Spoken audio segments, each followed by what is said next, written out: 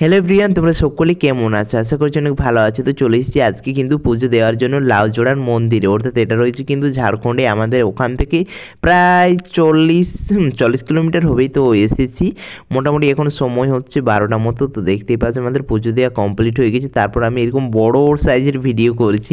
তো যাই হোক, এত সুন্দর করে যখন আমি ভাবলাম ভিডিওটা করেছি, চলো তোমাদের সঙ্গে একটু উপস্থাপন করি। মন্দিরটা কিন্তু এখনও সম্পূর্ণভাবে হয়নি, এরপর কিন্তু মোটামুটি আর 2-3 বছরের মধ্যে কিন্তু মন্দিরটা সম্পূর্ণভাবে হয়ে যাবে। সেই সময় কিন্তু খুবই সুন্দর লাগবে দেখতে। তো এখনও কিন্তু কাজ চলছে। তো এইদিকে দেখতে পাচ্ছ নারকেল এরকম সারি সারি বাঁধা রয়েছে, এটা কিন্তু গোটাটাতেই রয়েছে। এখানে কিন্তু একটা মানে ফটো তোলার জন্য সেলফি পয়েন্ট বলা যায়, যে দেখতে পাচ্ছ করে দিয়েছে। এখানে কিন্তু একটি সময় দেখার জন্য ঘড়িয়ে রয়েছে, আর এইখান থেকে কিন্তু ভোগ কেনা হয়, মানে ভিতরে রয়েছে দোকান। তো এইটা কিন্তু অনেকটা জায়গা জুড়ে রয়েছে।